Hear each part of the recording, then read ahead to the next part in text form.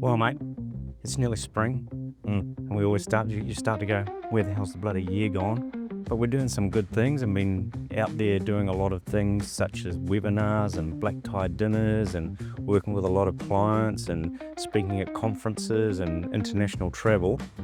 What are you seeing when we've been around doing that? I think, the biggest thing this year seems a bit of a blur. Started with a hiss and roar with some elections across the world and a whole lot of uncertainty and just change after change after change. And it's been great to see that settle down a bit and a bit more comfortable with it and finding a way through it. I think companies, what it's created is this uncertainty for a while there, knowing what to do, especially exporters. And I don't think it's particularly helped by that sort of lack of long-term strategic clarity from our government. They've almost been through this, refill the tank piece, and we're now still starting to release some of those big infrastructure projects. So it's been an interesting year and one that's been really tricky for a lot of businesses and a lot of industries. Yeah, there's been a lot of volatility, and it's the old VUCA environment of being volatile and uncertain, complex and ambiguous, and the best leaders are having to navigate that. We're seeing with the best ones is they can cut through the noise and start to look for the indicators that are shaping their environment and make decisions early. Others are just trapped in the mire and can't see what's in front of them, and so therefore they're just keeping on grinding away. What are the good things that you're seeing? The price of beef and milk powder and and that will lead the country starting to lead the regions. You start to see a bit of movement and decisions, and it's been great that the employment market's eased a bit. It's just impossible to get people. It's still hard to get experience, especially leadership roles and specialists, but it's a lot easier than it was where there's just no one.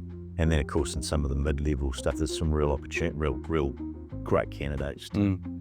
Yeah, it's interesting how the market shift has been different for a lot of different sectors, and the tourism sector's starting to boom again with some good snow and people coming back to New Zealand. But then you've also got the civil sector that we were speaking at the national conference recently. They're still sort of holding on and waiting for the government, like you say, to release the brakes and actually, well, not just release the brakes, I think pump something into the economy to stimulate some growth and activity both in the horizontal and vertical space. And then similarly, interestingly, some of our tech clients are still exporting fantastically around the world, and so it's a real mixed bag, and I think the people need to be making the right decisions for what their businesses experience. It's all those businesses that are sort of heavily involved in national and local government have been really challenged, and a good thing is it's led to some diverse thinking and some shifts in their strategy and perhaps different ways of approaching it. It's challenged some people to really have to think about how will they do it differently. And I'm also working with some other entities who are jumping on the AI wave and have had to accelerate their 5-year plan into a 2.5-year plan. And very quickly, they're taking an opportunity along with the AI space. So as we've been talking is, there are those people who are getting on it and using it and really leveraging it for productivity and efficiency and cost saving, and others seem to be just waiting like it will solve itself for them, and yet they're going to be left behind, I think. But I have spoken to some who, they're getting huge productivity gains and huge cost saving gains by utilizing AI in their creative space. Some of the smaller companies had their real opportunity to get ahead of it and bring it across. One I'm working with, they're getting 40% more efficiency just with the way they've adopted it. And then there's those that are just know they should be in it, but they're almost too busy or they are scared of tech. And so there's that piece where they really need to catch up the early and rest of the boat. So I guess there's a lot of change we're seeing. What things aren't changing? What are you seeing there? People, the challenges of leading people and the challenge of leading change. Certainly for a while there, even 5-6 years ago, you sort of did pieces of change. Now we're seeing CEOs having to grow and scale businesses in constant change, and that's really, it's just been on steroids the last sort of 6-8 months, and that's going to continue, I think. Got the intergenerational piece. What I'm seeing last year, there was a lot of admiring younger generations. Now people are just getting on it. They're part of the fabric, they're part of their business, and they're having to figure out how to the work-life balance thing, the working from home.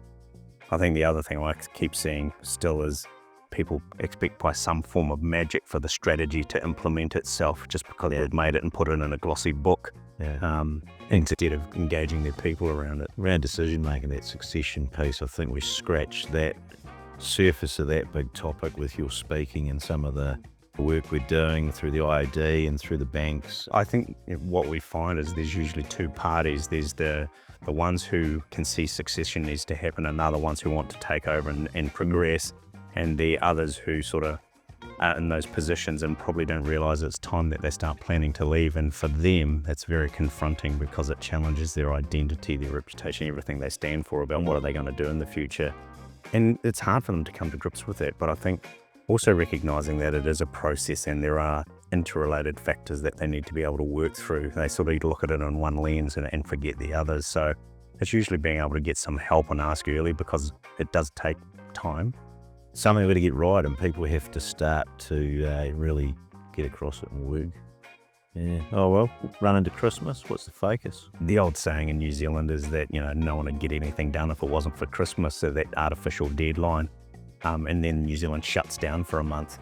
But I think there is an opportunity to get ahead of it. Too often people come back from that break in just about February and then realize they've got to get on a business planning cycle and it's almost too late. I think they need to get in front of it on this side of it, start capturing some of the learnings, look at the patterns, start getting some of that thinking together so they can go into a well-informed business planning cycle and get right in front of it and engage people. Anticipate it and get ahead of it. Yeah, well, good luck with that. Yeah, cheers.